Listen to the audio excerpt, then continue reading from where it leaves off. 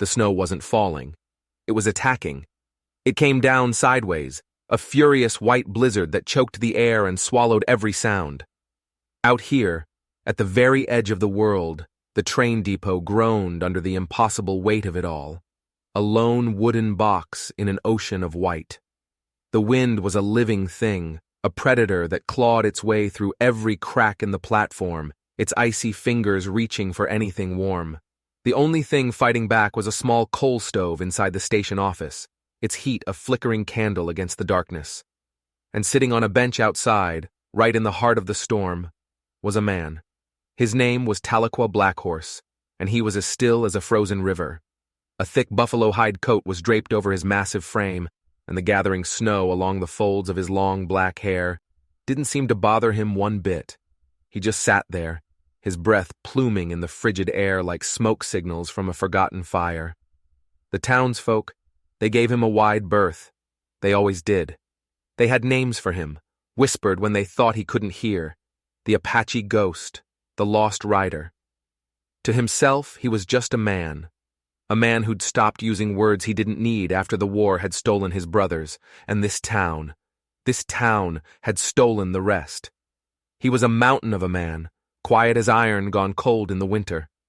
And he was waiting. The depot door creaked open, a sound immediately devoured by the wind. A little girl stepped out. She was impossibly small, a tiny thing to be standing against such a ferocious storm. She had no coat, just a thin calico dress and a shawl knotted clumsily over her shoulders. The biting snow lashed at her bare knees, but she didn't even flinch. She had a mess of copper curls matted to her pale cheeks, and her eyes were far too old, far too knowing for a 5-year-old. She stood there for a long moment, just studying him. The way you might study a broken-down fence, wondering if it'll still hold your weight. Then, her voice was a tiny whisper, almost lost in the gale. "Sir," she said, her voice trembling, "my mama, her name's Helena. She's going to have a baby." Tahlequah didn't move. He didn't even blink. The snow just kept piling up on his shoulders, like years turning into decades right there on that bench. The little girl took a shaky breath and pushed on. "She says she can't walk anymore." Her voice cracked, and a single tear froze on her cheek. She said maybe you wouldn't mind." Slowly, like a great stone turning, Tahlequah turned his head. He looked toward the station window. Through the swirling frost, he could just make out the shape of a woman. She was thin, frail, with her hands trembling as they rested on her swollen belly. The hem of her dress was soaked through, and her face was a hollowed-out mask of shame and exhaustion. She had the look of someone who'd spent too many nights out in the cold, alone. Her eyes stared at the floor, refusing to meet his. He looked back at the little girl. His voice, when it came, was low and even, like water sliding over stone. "What's your name?" "Emma," she whispered. "I'm 5. And just like that, the mountain moved. He stood, towering over the small child, and without another word, he crossed the platform. He threw open the depot door, and before the woman inside could even react, he swept her up into his arms. She didn't protest. She couldn't. She weighed almost nothing, and he could feel the sharp, brittle ridge of her spine right through her thin clothes. She let out a small, broken sound and clutched weakly at his coat, ashamed of needing the very thing she'd sent her daughter to ask for. That's when the station master, Judah Penrose, came rushing out of his office. He was a short, stout man, with a face soured by years of small-town judgment. He froze in his tracks, his eyes wide with outrage. "Now hold on a minute," Judah barked, his voice sharp and angry. "You can't just—" Tahlequah didn't stop walking. He didn't even look at him. His voice rumbled, deep and final. "The girl asked." Judah huffed, his face turning a blotchy red. "She's not your kind, Qua. She's trouble. You let her in, and you'll be the one who pays the price. Mark my words." For the first time, Tahlequah paused. He stopped right there on the platform and turned his head just enough to look at the station master. He didn't say a word. He didn't have to. Judah faltered, his bluster evaporating in the cold air. He always did that when the giant Apache went still. It was like watching an old grizzly bear decide whether it was going to maul you or just move on. Tahlequah turned away and kept walking. His horse was waiting just beyond the platform, a powerful beast with steam curling from its nostrils into the frozen air. With the woman, Helena, still cradled in his arms, he mounted the horse as if she weighed no more than a feather. He balanced her in front of him, then reached down a massive hand for the little girl. Emma scrambled up behind him without a moment's hesitation, her small arms wrapping tight around his waist, as if she'd been doing it her whole life. The storm closed in behind them, a swirling vortex of white. And just like that, the Apache ghost, the desperate mother, and the little girl disappeared into the blizzard, swallowed whole by the wilderness. The ride was a blur of howling wind and stinging ice. The pine trees bent and screamed under the assault of the storm, their branches clawing at the sky. But then, through the chaos, a shape emerged from the white. A small, sturdy cabin, hunkered down against the elements, a plume of smoke rising bravely from its chimney. When they reached it, and the heavy wooden door shut behind them, there was only silence. A deep, profound silence, broken only by the crackling of a fire. Tahlequah moved with a quiet efficiency that was startling. He laid Helena down on his own bed, a simple cot covered in thick furs. The fire was already blazing in the hearth, casting a warm, flickering glow across the room.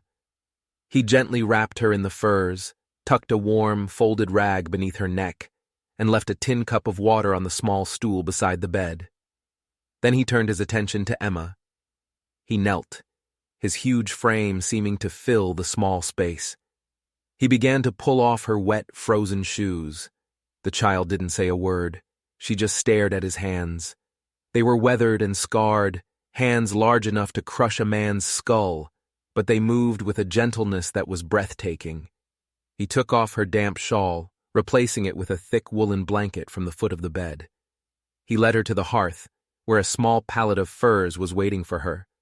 The room smelled of cedar and wood smoke and bacon fat. It was not a home that was used to company, but in that moment, without a single word being spoken, it had become one.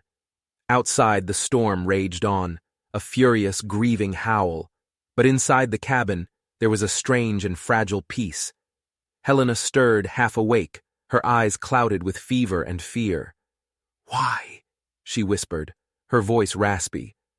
"Why are you helping us?" Tahlequah didn't answer.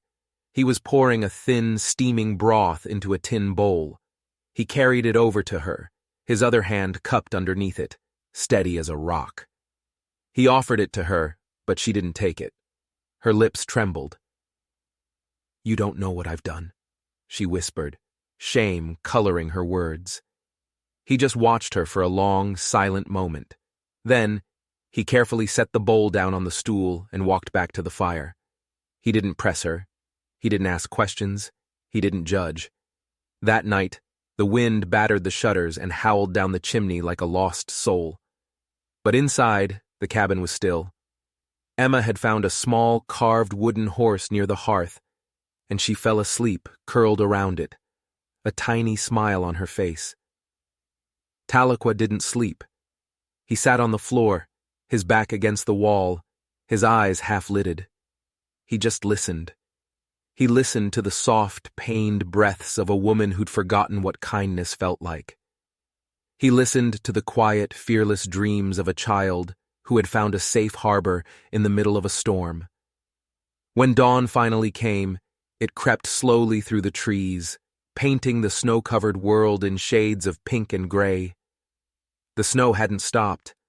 The world was still wrapped in a blanket of white silence. Helena turned her head, facing the rough-hewn wooden wall. She hadn't touched the broth. She hadn't moved much at all.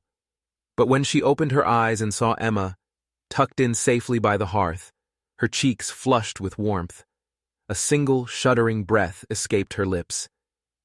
And then she whispered to herself, so quiet it was barely audible, "We're still here." She didn't say thank you. He didn't expect her to. The man with the long black hair and the eyes of a lost river simply stood, lifted another heavy log, and fed the fire without a single word.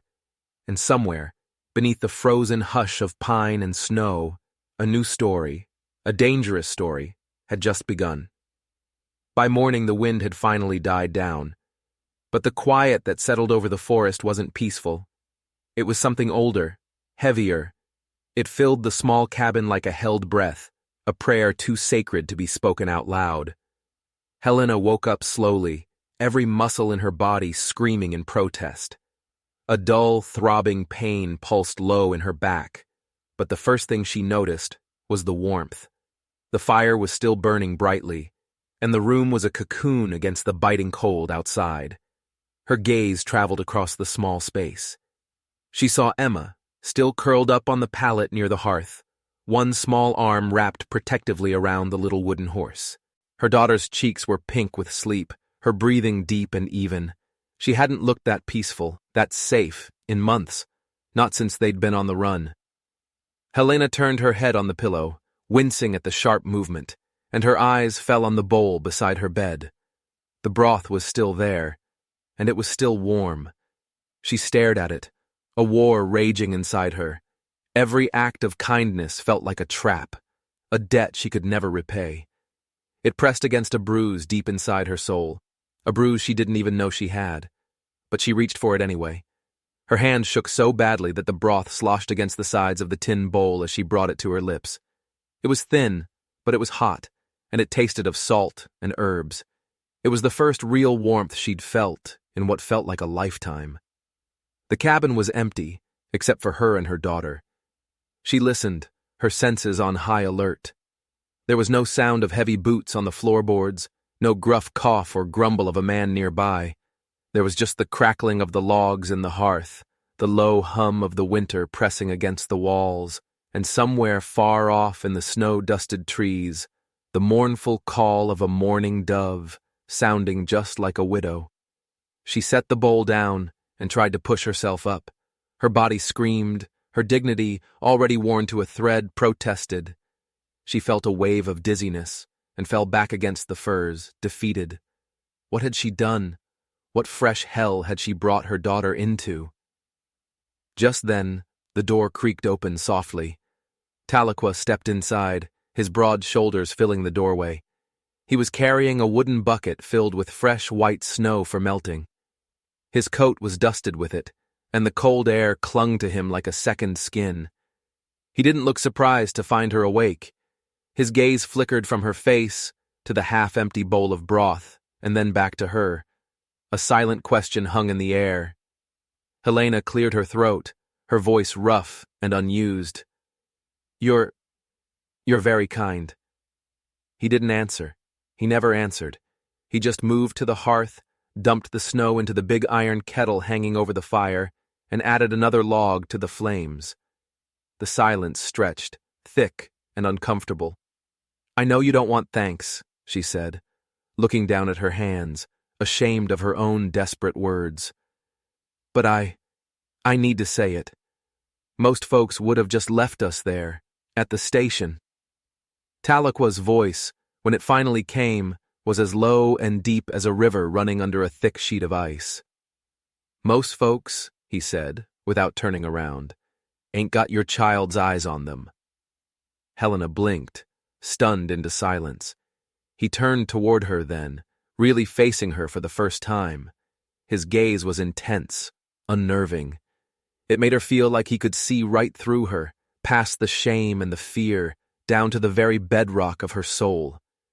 "She believed in you when she asked me," he said, his voice flat and even. "That's all I needed to know." Helena swallowed hard, her throat suddenly tight. "You don't know what I've done," she whispered again, the words a familiar, bitter refrain. He picked up a long wooden ladle and began to stir the melting snow in the kettle. "Don't need to." That one simple sentence silenced her more effectively than any judgment ever could have. It shut down all her arguments, all her self-loathing. He didn't need to know. He didn't care. He had seen a need, and he had met it. It was as simple and as complicated as that. She looked away, clutching the edge of the fur blanket, feeling small and exposed. Just then, Emma stirred on her pallet. She sat up, rubbing her eyes with the back of her small fists. A sleepy smile spread across her face when she saw her mother was awake. "Mama! He made me tea last night. It was funny tea. It tasted like pine trees and honey." Helena managed a weak smile and smoothed her daughter's tangled curls. Her eyes flickered back to Taloqua, who was still standing by the fire, his back to them. "Thank you," she said, her voice a little stronger this time. He gave a single, almost imperceptible nod, then moved to the door. "I'll bring in more wood."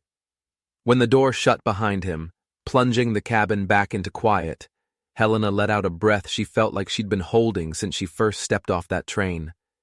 She touched her belly, where the baby shifted, a slow, rolling movement beneath her skin. "Not yet," she whispered to the life inside her. "Stay a little longer, just a little longer." Outside, the rhythmic thud of an axe splitting wood began to echo through the still, cold air. Helena watched through the small, frosted window. He didn't swing the axe with anger or rage. His movements were controlled, measured, purposeful. There was a quiet kind of mercy even in the way he split the kindling, as if it mattered that not a single splinter of wood was wasted. He could have been a monster, she thought, a shiver running down her spine. A man that big, living alone out here in the wilderness. He could have demanded anything. He could have turned them in for the bounty that was surely on her head. He could have left her to bleed out in the snow at the depot, but he hadn't. Instead, he was like the fire in the hearth, silent, powerful, and warm. He didn't speak, but he warmed you just the same. When he returned, his arms laden with freshly split logs, he was also carrying a small bundle. He set the wood by the fire and unrolled the cloth to reveal a handful of pale, delicate eggs and some snow-covered herbs. Helena tried to push herself up, to offer to help, but he stilled her with a single look and a quiet, one-word command. "Rest." She obeyed, not because she was afraid of him, but because she was overwhelmed by the sheer weight of his gentleness. Later that day, she forced herself to her feet. She shuffled to the wash basin in the corner and splashed icy water on her face, flinching at the stranger who stared back at her from the polished metal. Bruised lips, sallow skin, and eyes so hollow they looked like twin graves. She scrubbed at her face anyway, as if she could somehow wash away the past year of grime and shame. She caught sight of Emma, sitting happily by the fire, braiding the little wooden horse's yarn mane with a piece of string. The child hadn't asked once where they were going next, or when they were leaving. It was as if she already knew. For the first time in a very long time, they weren't running. They had arrived somewhere they weren't meant to leave, at least not yet. Helena found a rough broom in the corner and began to sweep the floor. It was a small act, a simple act, but it felt like reclaiming a piece of herself. When Tahlequah came back inside, he paused in the doorway, watching her. She didn't stop sweeping. "I can't just lie there," she said, without turning to look at him. "Not while you're doing everything." "Don't mind," he said. "Well, I do." A beat of silence passed between them. Then, without another word, he stepped around her and began methodically fixing a broken hinge on the cupboard door. They worked in a strange, silent tandem, a man fixing what was broken and a woman cleaning up the mess. The silence between them began to change its shape. It became less of a void and more of a space. It became breathable. That night they shared a simple stew he'd made from dried meat and winter roots. Helena fed Emma first, then herself. Then, awkwardly, she ladled a portion into a bowl and offered it to Tahlequah. He accepted it with a slight nod and sat down on a stool across the fire from them. Not too close, but not too far away either. Emma, full and warm, curled up in a fur blanket with her beloved carved horse. "Is he an angel, Mama?" she whispered, her eyes wide as she looked at the silent, powerful man across the fire. Helena looked at the man with the scarred hands and the sad, lonely eyes. No, baby, she said gently, stroking her daughter's hair. He's just someone who didn't walk away. The next morning, the trouble they both knew was coming finally arrived. A sharp, angry knock echoed through the quiet cabin. Tahlequah opened the door to find Judah Penrose standing there, his shoulders hunched against the cold, his face twisted with something far crueler than the weather. Came to check if you'd taken her in, Judah said, his eyes flicking past Tahlequah to where Helena stood by the fire. He didn't even bother to acknowledge her presence. The whole town's talking. You, harboring a woman like that. Like what? Helena stepped forward, her hand moving instinctively to rest on her swollen belly. Judah snorted, a nasty, contemptuous sound. Don't play dumb with me. You think folks forgot you came through here once before? Got yourself tangled up with that traveling preacher, didn't you? Came back with a bastard child, no husband and no name. Now here you are again, knocked up and looking for another handout. Tahlequah stepped between them, a silent, immovable wall of a man. Judah's eyes narrowed, all his venom now directed at Tahlequah. You always did have a soft spot for the wrong kind, didn't you, Qua? First, it was them settlers who ran you off your own land. Now you're playing house with this whore. Tahlequah didn't move. He didn't speak. His silence, as always, grew until it was heavier and more threatening than any shouted threat could ever be. Judah scoffed, trying to regain his footing. The town won't welcome either of you. You'll be outcasts. Then don't speak for it, Helena said. Her voice was shaking, but it was clear and it was strong. It was the voice of a woman who had nothing left to lose. Judah stared at her, a look of shocked disbelief on his face. He looked at her like she was a tiny fire, too small to be a real threat, but too stubborn and defiant to be easily stamped out. Suit yourselves, he spat, turning on his heel. But don't you come begging to us when the snow melts and they shut their doors on you for good. He stomped off, leaving a flurry of frost and hatred in his wake. Tahlequah shut the heavy door and stood with his hand on the latch for a long, long time. I'm sorry, Helena whispered into the sudden quiet. I didn't mean to bring my trouble to your door. He shook his head once, a slow, deliberate movement. They'd have found something else to hate either way. She crossed the room slowly, her body aching, and reached for the empty stew pot to wash it.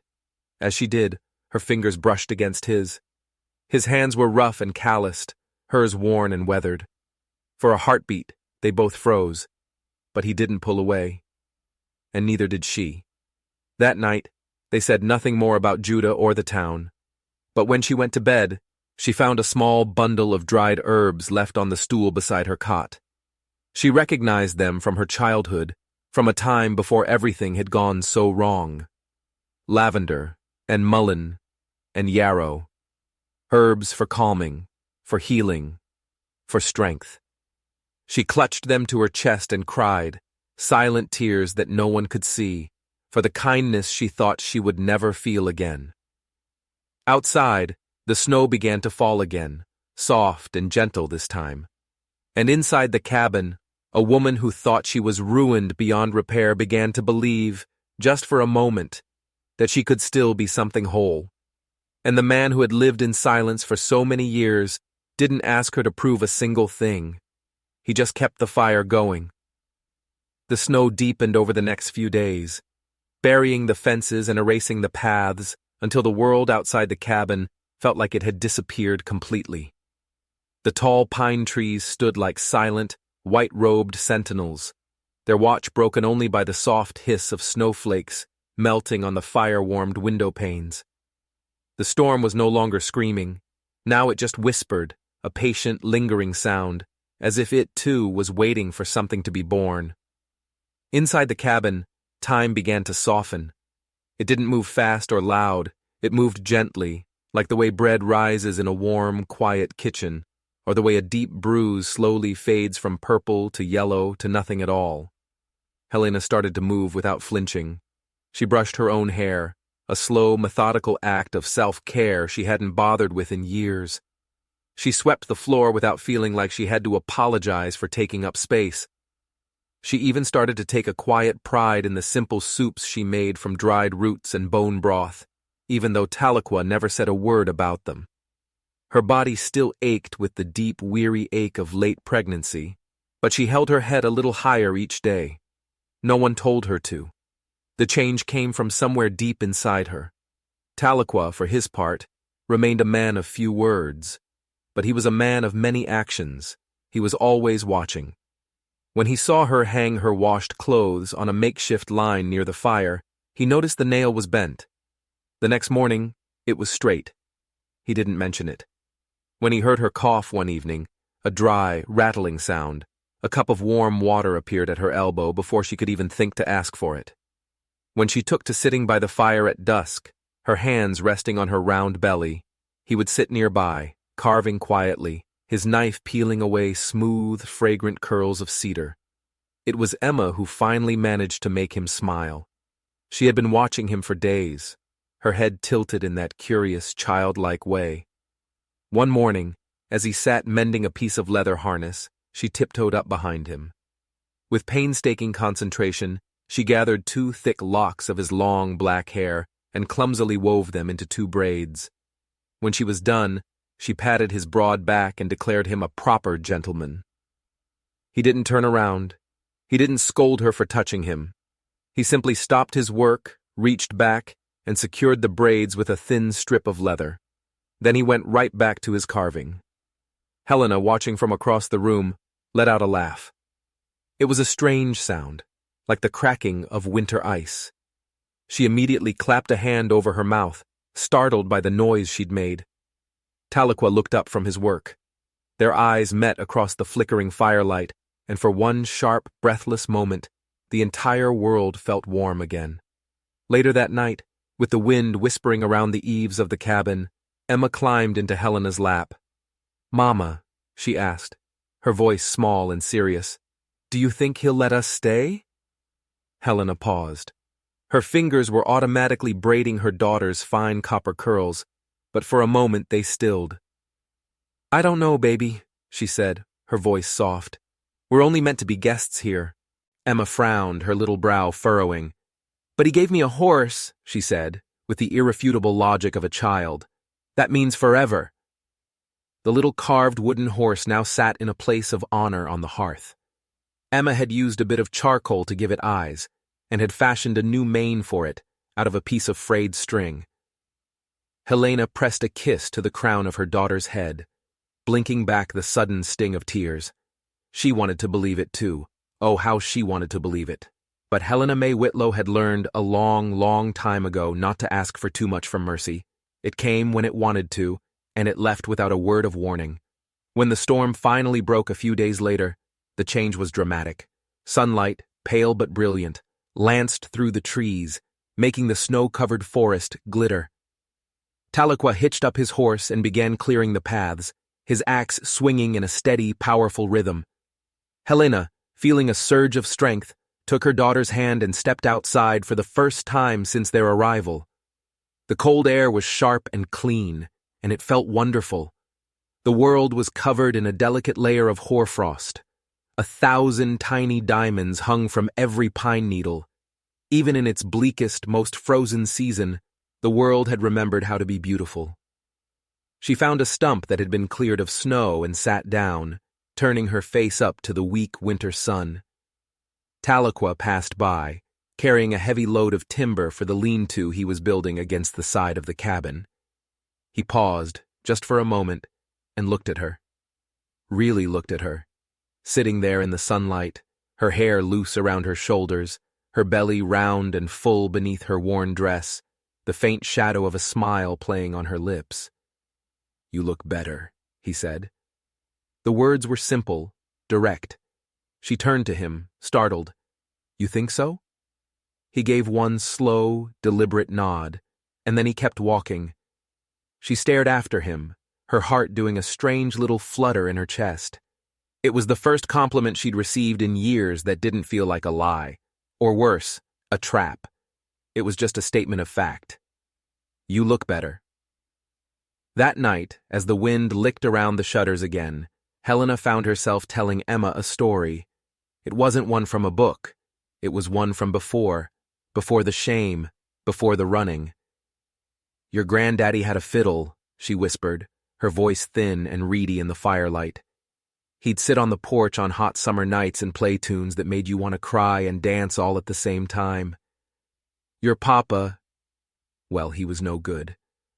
But once he danced with me on that porch while the fiddle played, and for a little while, I thought the whole world had finally turned my way. Emma rested her head on Helena's shoulder. Did it, Mama? Helena stared into the dancing flames.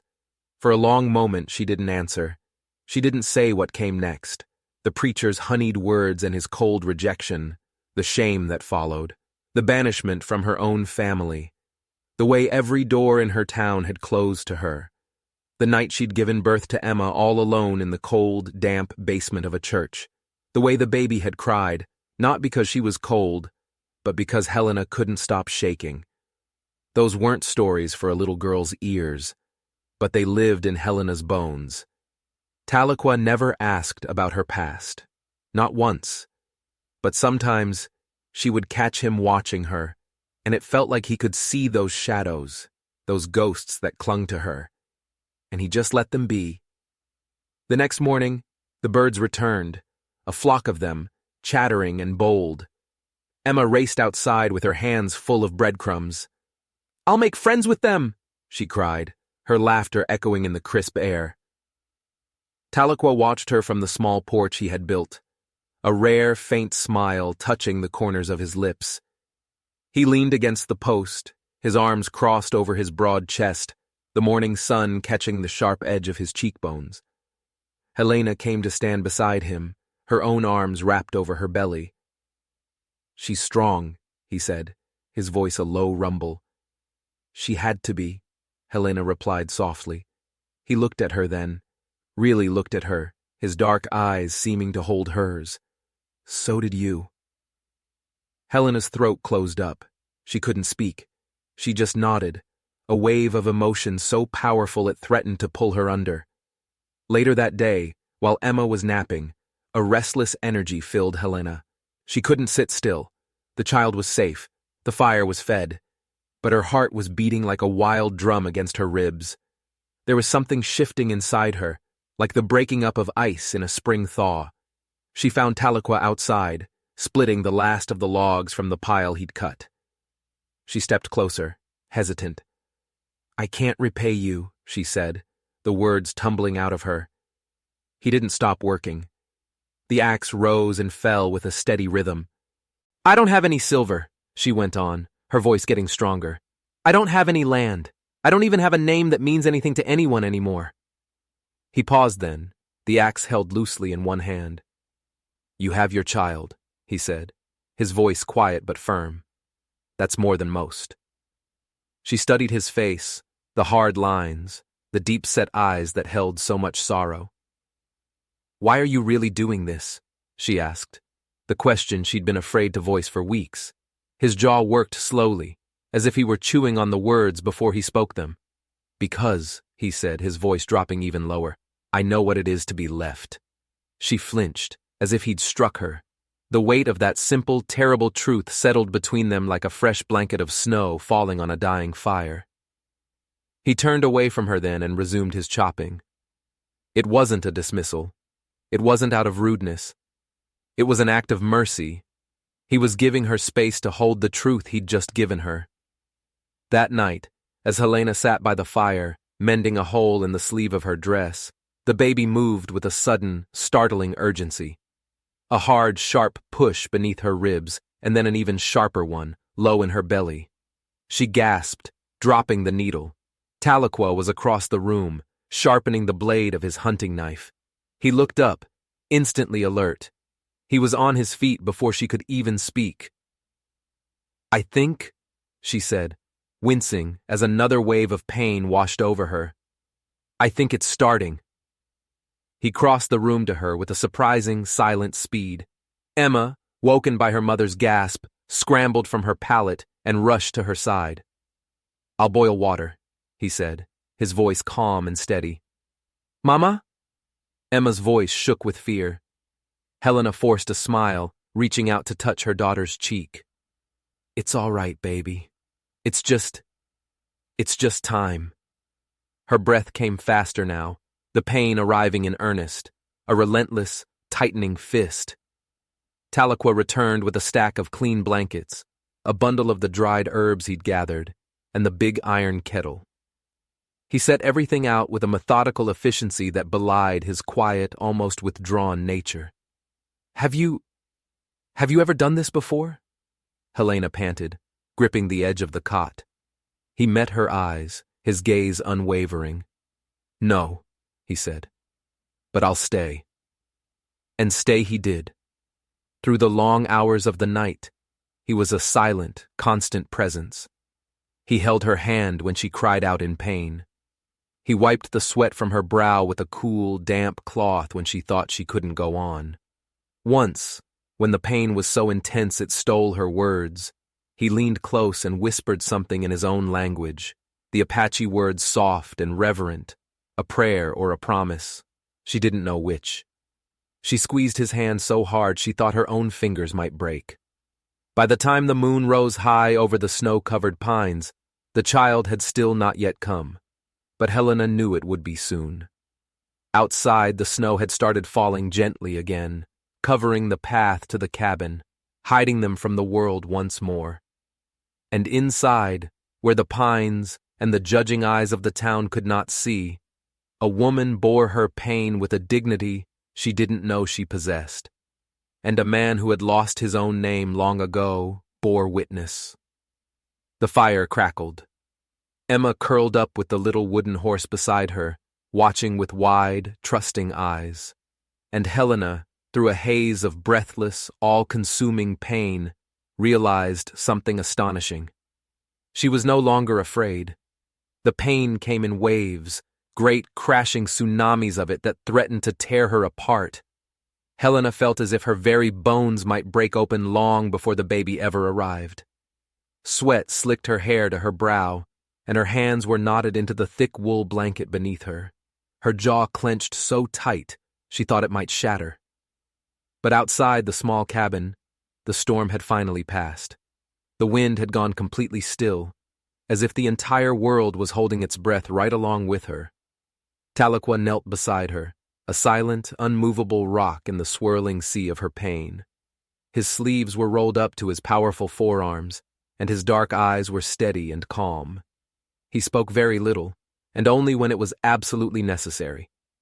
He offered her sips of water. He shifted her position gently, his large hands surprisingly deft.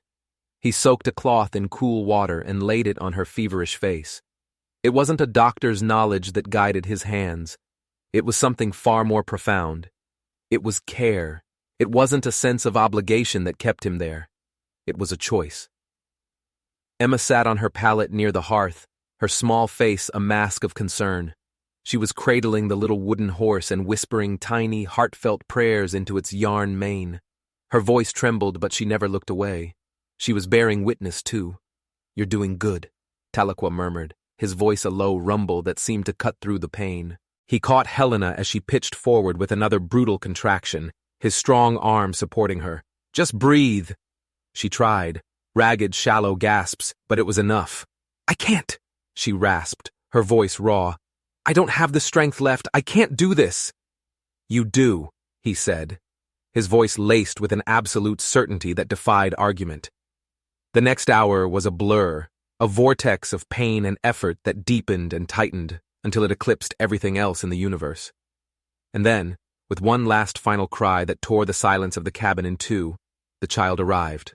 A girl, tiny, wet, and wailing with a strength that belied her size. She was full of life. Tahlequah caught her with hands that, for the very first time, trembled slightly. He quickly and expertly wrapped her in a clean linen cloth and laid her on Helena's chest. Helena wept. Quiet, exhausted, grateful tears streamed down her face as she held her newborn daughter. "She's perfect," she whispered, her voice choked with emotion. "She's just perfect." Emma tiptoed closer, her eyes as wide as saucers. "Can I see?" Helena smiled through her tears and nodded, pulling back the cloth. "She's got your nose," Emma declared with a sudden, fierce pride. Tahlequah rose and moved to the hearth. He fed the fire, stoking it until it blazed brightly, and poured hot water into the basin for cleaning. Helena watched him as she cradled her new baby, her heart so full it felt like it might burst. She watched the way his broad back moved like stone that had been carved by wind and weather. She watched how his silence, which she had once found so intimidating, now filled the room more completely and with more comfort than any sermon she had ever heard. Sometime near dawn, there was a soft knock at the door. Tahlequah opened it to reveal Martha Crane, the old woman from the nearest homestead. She was wrapped in a heavy wool cloak dusted with fresh snow, and her eyes, sharp and intelligent beneath her bonnet, took in the entire scene in a single glance. She scanned the room, the exhausted mother, the newborn baby, the watchful child, the silent Apache, and her lips pressed into a tight, thin line. She stepped inside without a word of greeting. "Didn't think you'd come," Tahlequah said, his voice low. "Heard the news," Martha answered simply, her voice as crisp as the winter air. "Judah Penrose runs his mouth like a river in the spring thaw. The whole town knows. Said a woman with no husband was giving birth under an Apache's roof." She took off her gloves, her movements brisk and efficient, and moved to Helena's bedside. "What's her name?" Martha asked, her experienced eyes examining the baby. Helena hesitated for only a moment, then a faint smile touched her lips. "Snow," she said. The old woman nodded, a flicker of approval in her eyes. "Fitting, she's healthy, small, but healthy. You did just fine, girl." Helena blinked back another wave of tears. "I didn't do it alone." Martha didn't look at Tahlequah, but her voice softened just a fraction. "I can see that." The morning wore on, the cabin filled with the scents of pine sap from the fire, boiling herbs and fresh linen.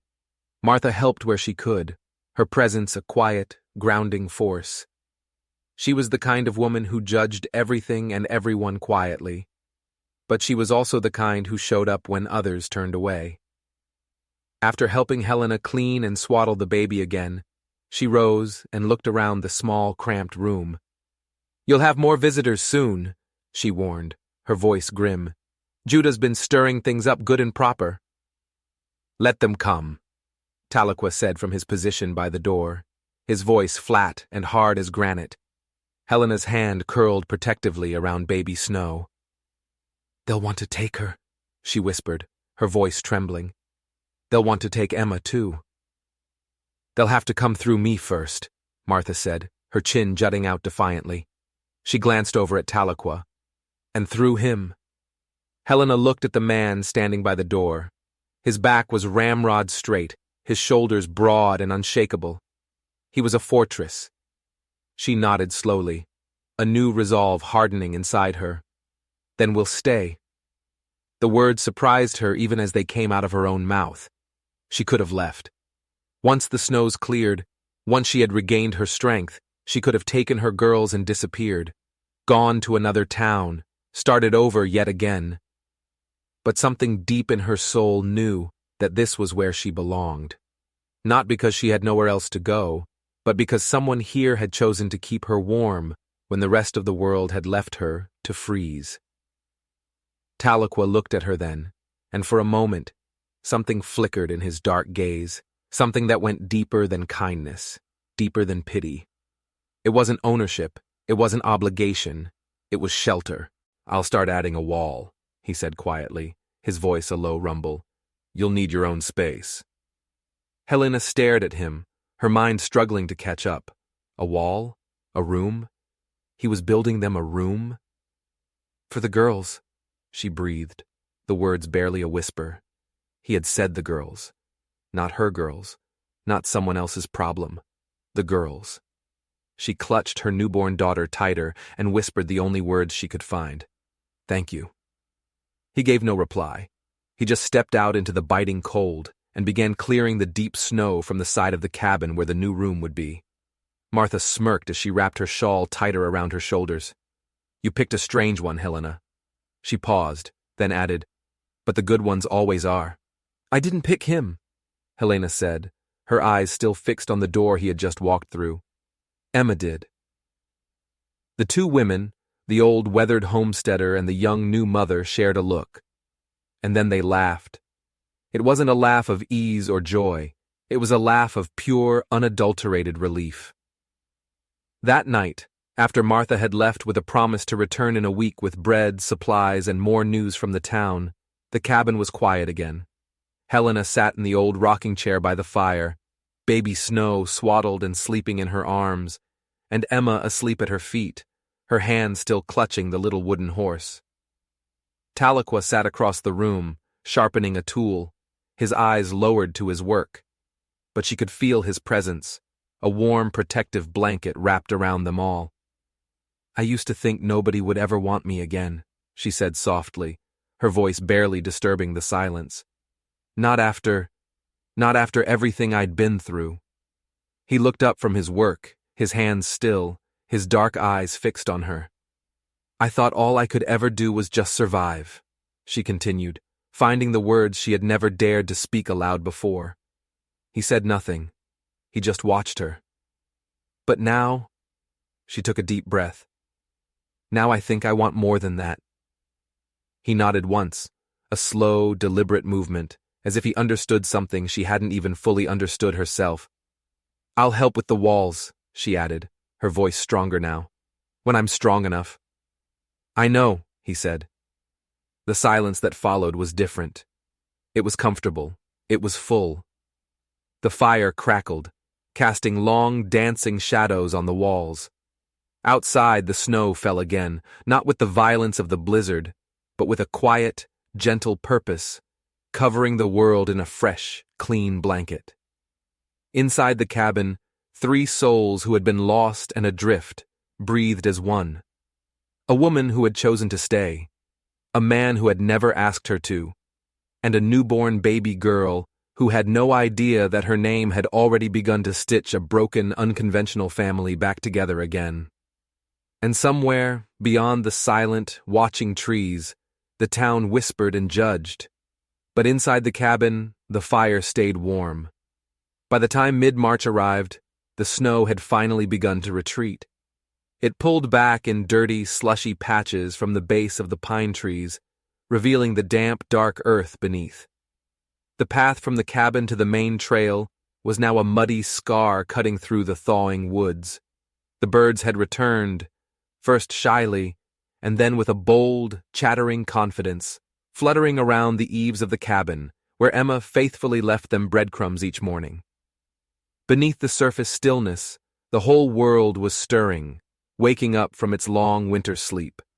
Inside the cabin, the days passed, not in idle peace, but in shared purpose. Helena had healed.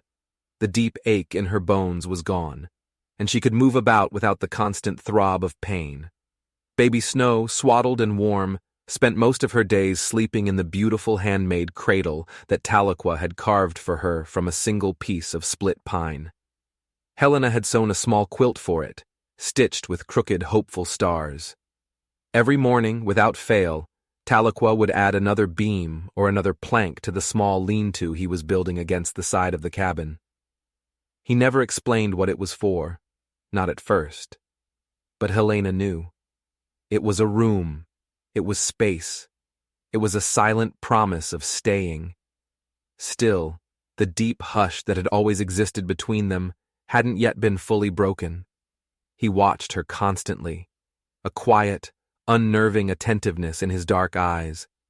If he saw her move too fast, or try to lift something too heavy, a chair would suddenly appear at her side. If she was too tired to eat, a bowl of warm stew would be waiting for her by the fire when she woke. He never asked her what she needed. He just saw, and he provided. Helena, in turn, found herself anticipating his needs. She started reaching for things before he even knew he needed them. She would have a cup of hot water ready for him when he came in from the cold. One day, she found his heavy buffalo hide coat lying on a chair. She folded it carefully, and on an impulse she didn't understand, she tucked a small sprig of fresh pine into the pocket. She didn't know why she did it. It just felt right. It felt like leaving a small piece of herself behind in his quiet, lonely world. And then came the knock. It was late afternoon, the sky still a dull, heavy gray with the threat of more snow. Tahlequah opened the door slowly, his shoulders already tense, as if he'd been expecting this. Judah Penrose stood on the porch, but he wasn't alone this time. He had 2 other men with him, big, grim-faced men with deputies' badges pinned to their coats. The anger coming off them was a palpable thing, hot and foul in the cold air. "We've had enough of this, Qua," Judah said, his voice flat and hard. "You've been harboring an unwed woman, allowing her to birth a child without a legal claim. The town's had enough." Helena stepped up behind Tahlequah, her heart pounding against her ribs. She wasn't cowering. She was just standing close, her own shoulders set and ready. "She's not yours to keep," one of the deputies added, his hand resting on the butt of his pistol. "Nor are her children. They'll be taken to the mission house in the next county. It's the law." A small whimper escaped from behind Helena's skirt.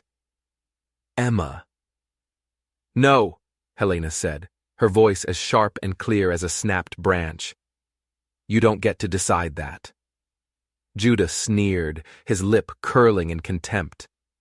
"You gave up that right when you laid down with a stranger and shamed your own name." Tahlequah's hands curled into tight, powerful fists at his sides, but he didn't move. He didn't have to. Helena did. She took one full, deliberate step past the massive wall of Tahlequah's body and stood before the 3 men, her baby held tight in her arms, Emma clutching at her skirt. Her voice trembled, but her back was ramrod straight.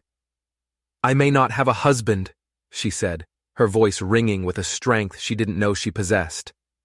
"I may not have land, or a name, or the favor of this town. But I have a child who is alive today, because this man," she gestured back at Tahlequah, "did not turn his back on us. I have a girl who smiles again because this home, his home, is safe. And I have the right to stay, because he didn't save us, just to throw us out to the wolves again." Judah's face twisted with rage. "This isn't about saving!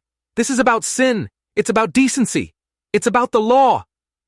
And that's when Tahlequah's voice cut through the tension on the porch like a crack of thunder. "Then let the law remember this." He stepped forward to stand beside Helena, a silent, unmovable pillar of strength. He reached into the pocket of his shirt and pulled out a small, bundled cloth. He dropped it at Judah's feet. It unrolled in the mud and slush, revealing a simple wooden ring, carved from cedar and worn smooth at the edges, as if by anxious fingers. "We're to be married," Tahlequah stated, his voice a low, final growl. She said yes, yesterday. Helena's breath caught in her throat. She stared at him, her mind reeling. She turned her wide, questioning eyes on him, but he didn't flinch, didn't look away.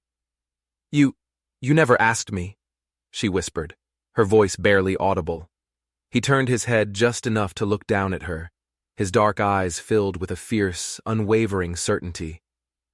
"Didn't need to," he said softly. "You stayed." Just then, the cabin door creaked open behind them. Martha Crane stood there, her old boots planted firmly on the threshold, her arms crossed over her chest, her eyes blazing with a righteous fury. "Are you boys planning on arresting them for being better folk than the whole sorry lot of you put together?" Judah went pale. "You have no authority here, Martha." "No," she shot back, her voice sharp as a shard of ice. "But I have respect, and out here in this country, that's worth a hell of a lot more than a tin badge." She stepped out onto the porch to stand beside Helena, placing a gentle, protective hand on her arm. A child born into warmth instead of shame, a family made from kindness instead of judgment. That's what matters here. Judah shifted his weight, his jaw tight with impotent rage. He knew he was beaten, for now. "This isn't over," he snarled. "You're right," Tahlequah said, his voice dropping to a near whisper, a promise of future violence if they ever came back. "Because now, they've got me." Judah left. The deputies followed, their bluster gone. They rode off through the slush, spitting curses into the wind, their threats swallowed by the vast, indifferent wilderness. Inside the cabin, the small space suddenly felt even smaller. But it wasn't because of fear anymore. it was because of closeness. Helena stood there frozen, baby Snow sleeping peacefully against her chest, Emma still clinging quietly to her side, and Tahlequah just watching her, his face unreadable. "You carved that ring days ago," she said, her voice a soft accusation. "I did," he admitted. "You didn't know I'd say yes." "I did," he said again, his voice quiet but absolute. A sound escaped her throat, a broken, beautiful thing that was half a sob and half a laugh. She wiped a single hot tear from her cheek with the back of her hand. "I'll marry you, Tahlequah Black Horse," she said, her voice filled with a fierce, defiant joy. "And not because I owe you a single thing, but because you never, ever asked me to." The wedding was small and quiet. It took place just as the sun was rising, painting the eastern sky in shades of rose and gold. Their only witnesses were Martha, Emma, and a flock of crows that flew overhead, cawing their approval. Tahlequah wore a clean shirt. Helena wore her old dress, the one she had painstakingly mended at the hem. They stood together on the small porch, and no words were spoken but the ones that truly mattered. Emma, her face glowing with importance, held out the simple wooden ring. Martha gave her gruff blessing. The rest, the most important vows, they gave to each other in the long, comfortable silence that had become their own secret language. That night, they didn't sleep.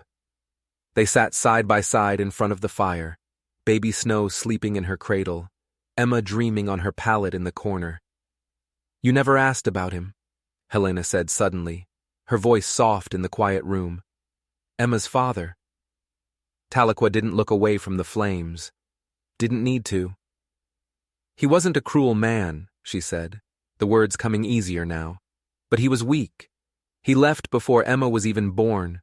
I spent years waiting for him to come back, years being angry at him, and even more angry at myself for being so foolish." "You stopped waiting," Tahlequah said. It wasn't a question. "I did," she said, a small smile touching her lips. "I think I stopped waiting the day you didn't ask me for anything in return." The fire popped, sending a shower of bright orange sparks up the chimney.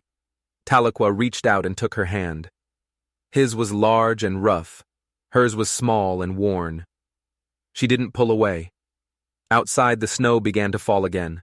Not a blizzard, not a cruel, biting storm, just a soft, gentle dusting, enough to remind the land that it wasn't quite done with winter yet. But inside the cabin, the fire kept burning, bright and warm. A man who had built walls of silence around himself now leaned into the warmth of another person. A woman who had thought she was ruined beyond repair sat with her back straight, her hands calloused but strong. And when the wind howled again, as it always would, it found a home that would not shiver. It found a family. Because some families aren't built from blood or from law. Some cabins aren't built from logs or from stone.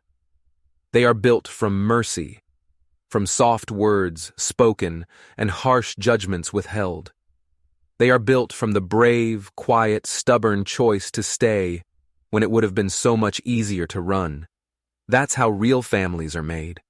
And out here, in the wild, unforgiving West, where the storms never waited for permission, a little girl's desperate whisper had once saved them all. She had just asked the right man to open his door, and he did.